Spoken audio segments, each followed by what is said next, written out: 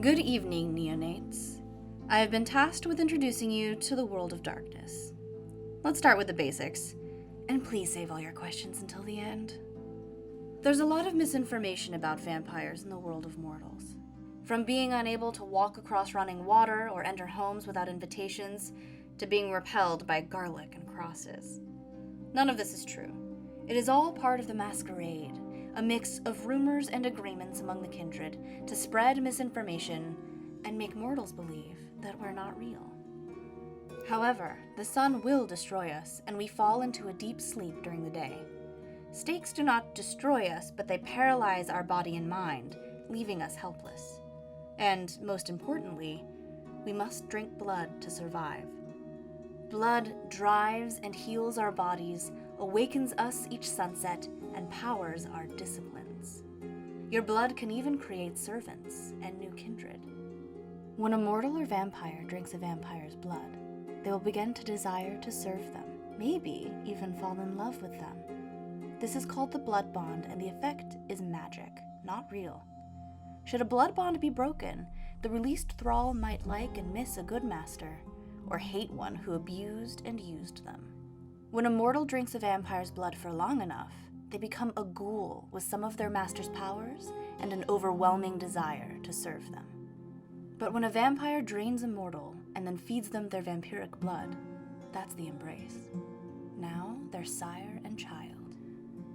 There are 3 major sects vampires hold loyalty to. Those who choose not to be members of the sects are called independents. The CHIT are the largest and most powerful of the sects, and they operate closest to what mortals might call a government.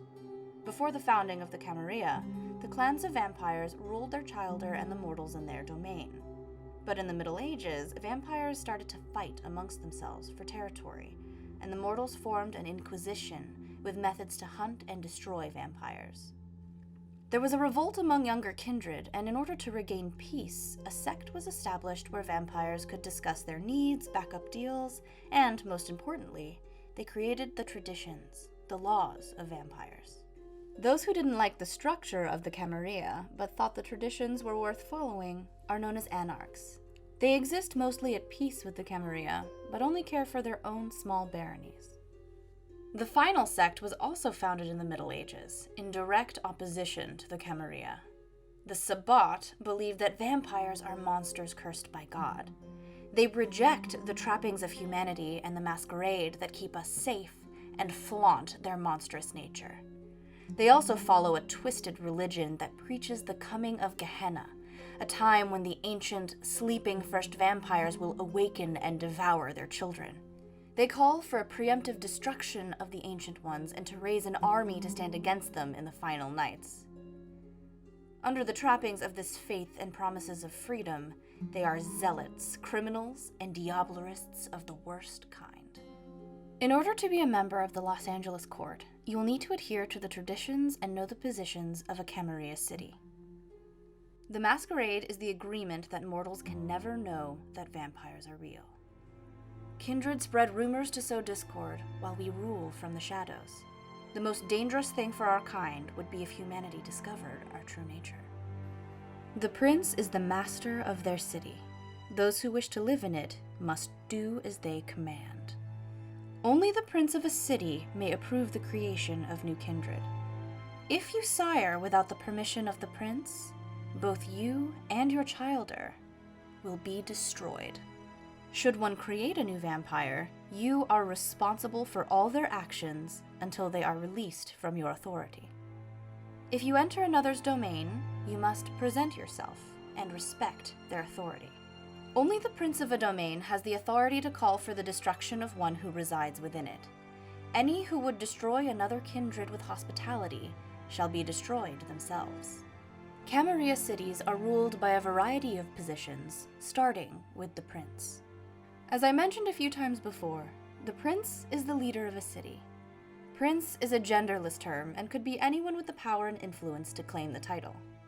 The prince assigns a seneschal to oversee the management of the city and a sheriff to investigate and hunt down enemies of the city. The sheriff may name deputies to serve along their side. In addition, a prince may name a keeper to maintain Elysium, a neutral meeting place for the kindred of the city, a harpy to manage debts and favors owed by the citizens of the city, and a scourge to kill the prince's enemies and those without hospitality. Finally, each of the Camarilla clans may name a representative to meet with the prince and oversee lesser domains of the city on the prince's behalf. They are known as the Primogen Council. Clans are like families. Sometimes there's a bond, and sometimes that forced tie leads to resentment. Each kindred was created by another kindred, and we are all connected and related by the blood. If you follow this dark family tree back far enough, you will reach the clan founders, or the antediluvians. Whichever of these founders you trace back to determines your clan. Though your clan does not dictate your personality, between the types of new members chosen and the power of the blood, they often fit into some stereotypes. 7 of the vampire clans united to create the Camarilla.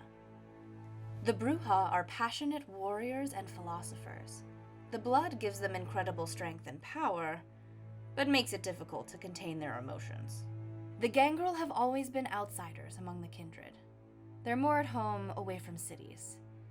The clan left the Camarilla about 20 years ago, but some have rejoined as servants, seeking to restore their clan honor.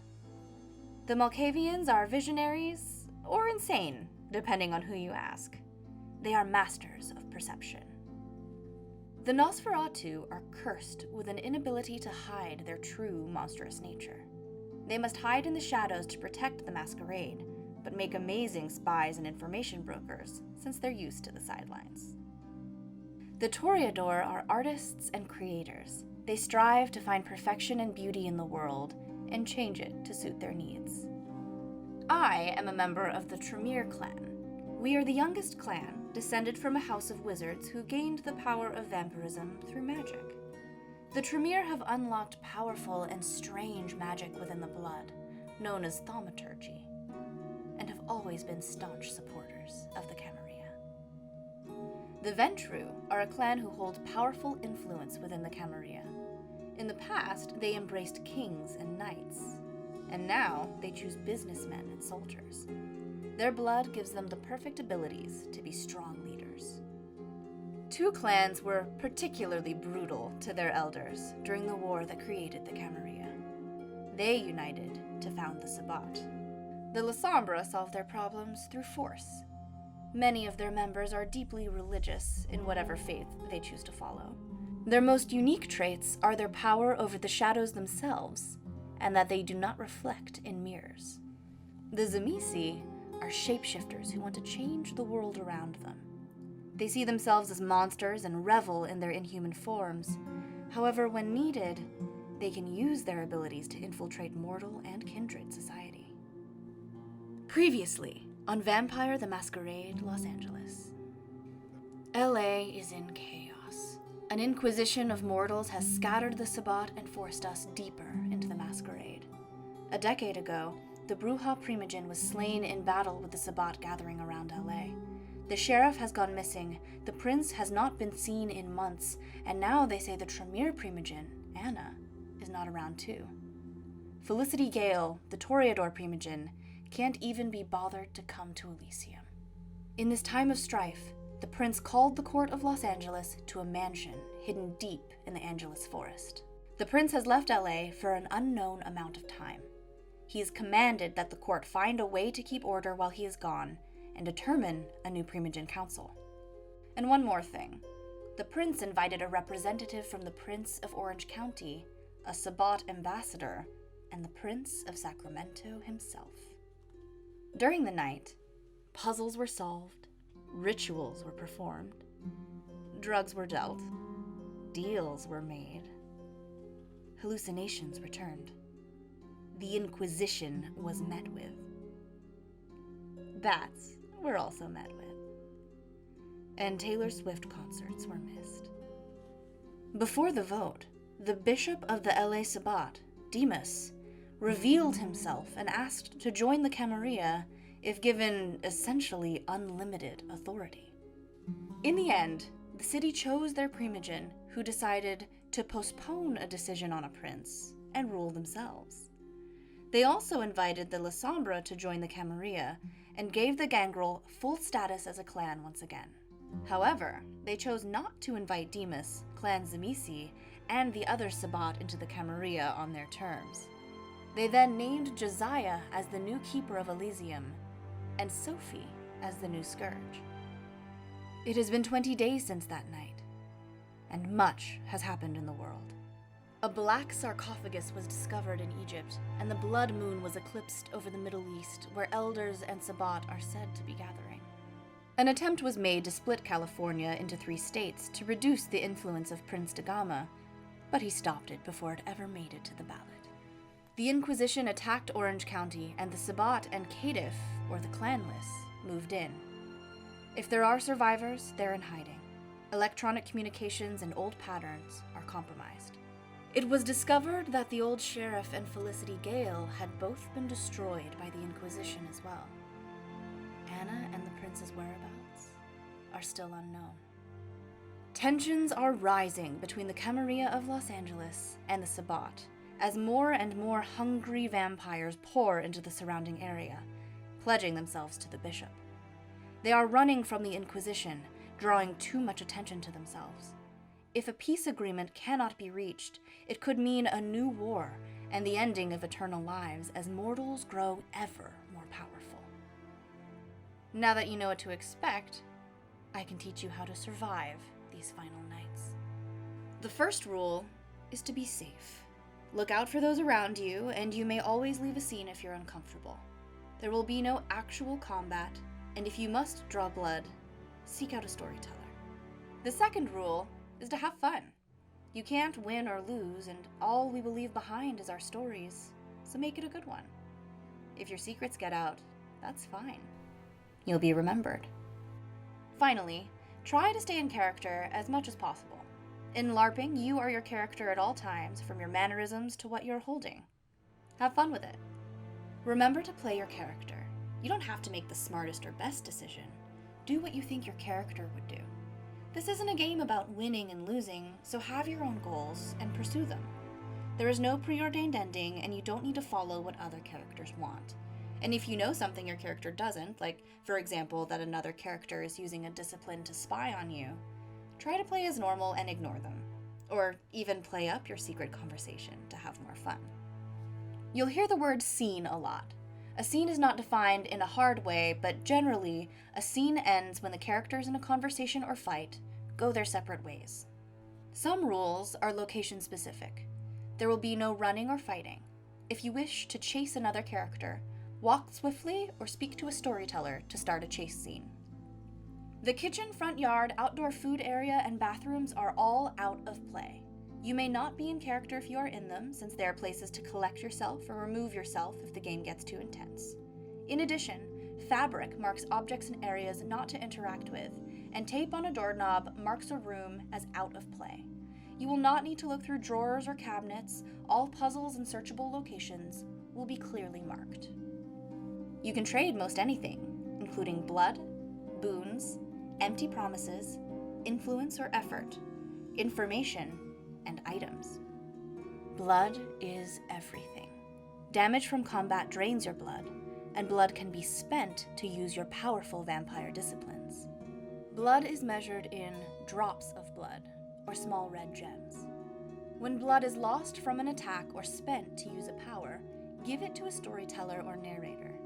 Experienced players may also collect blood from other players to give to a storyteller or narrator later. If you are low on blood, you should roleplay an intense hunger and seek out blood. If for some reason you have no blood, your character enters torpor. Torpor is a deep sleep that only ends when someone feeds you blood. Every character begins with an amount of blood that assumes they are hunting at every chance they get. If you find that you need more blood, you must earn it in-game or trade it with another player. Blood may be traded freely between players. Boons are any favor or deal enforced by the Harpy. If a character backs out of a boon, the Harpy can strip them of all status and respect. Some storytellers are deputy Harpies and can record boons. You can make a deal without telling the Harpy, but if you do, the Camarilla will not enforce it. If you don't want to let the Harpy know about your dealings, you're welcome to make deals on the side, away from the light of court in Elysium. But if you do, remember that there is nothing to enforce it but you and your allies' force of will. Effort is a new rule being added from last game. Every character starts with some effort that does nothing by itself. However, some characters begin the game with influence. Effort can be spent to use influence and represents a vampire helping and overseeing the influential character's deals. In general, elder and more influential vampires will be able to do more with the effort of neonates than younger influential characters. So if you want to use your influence to maximum effect, you'll need the effort and assistance of your fellow vampires. And if you want to influence the city, you will need to find an influential character willing to make a deal with you. Influence may be used for immediate in-game effects or long-term actions after the game, but all influence uses require speaking to a storyteller before sunrise. Never underestimate the power of information. A character may be willing to pay a steep price to know their enemy's secrets. There are a number of items in the city. They can be traded with other characters and made to be part of deals. Some items even have special effects. Every student wants to get to this point. The disciplines. These are the powers that ascend you above mortals. All the rules for a discipline are written on their card. If you want to use a discipline, spend the amount of blood required, and then let the target know the effect. If a character still has willpower, they may use it to resist your non-physical disciplines for the rest of the scene. Hand signals are very helpful to maintain the flow of the game and show the use of disciplines. Here are a few examples. If a player places a hand across their chest, they are no longer in character. This is used to explain special abilities, ask questions, or leave a scene you are not comfortable with. If you are using a discipline, you may raise its card instead of a hand signal. This shows other players that you are using that discipline. If a player's hand is covering part of their face, they are invisible and should be ignored. If you are listening from far away with a discipline, you may cup a hand near your ear and point where your character is actually standing to listen in on conversations. If you are speaking a different language, point your thumb at your mouth and your finger away. Players may ask what language you are speaking, but should ignore you if their character does not speak that language. If a character puts both arms out to their side, every character in the scene must pay attention to them until they stop or the scene ends. In addition, they cannot be attacked. They are using the discipline Majesty. If a player is wearing a name tag, then they appear as or are playing a different character. They should be treated as that other character unless you have a way to prove they are not that character, or use auspex to see through their obfuscate. Every character has a combat rating based on their age, backstory, and disciplines. When a combat round begins, every character states which side they will be fighting for and if they will be fighting, using disciplines, or running away. Characters using disciplines spend their blood now. Then, everything happens simultaneously. Add together the combat value of all characters on each side of the combat. Characters using disciplines or running away do not add their combat value. If the total combat values are equal, all characters in the combat lose 1 blood from damage. If one side is higher, they all lose 1 blood and the other side lose 2 blood. If one side is twice the other, they lose no blood, and the other side loses 2. All disciplines take effect. At the end of a round, a character with a gun may shoot a character who ran away. If they do, the target immediately loses 1 blood and then escapes. The shooter loses their base combat action in the next round of combat, if there is one. Finally, characters who are trying to run away leave combat. If a character has a gun, they may start a fight from a distance. In the first round, only other characters with guns or specially marked disciplines may add their combat values or use disciplines. Characters may still run away. And that's the game. Good luck in the final nights, neonates.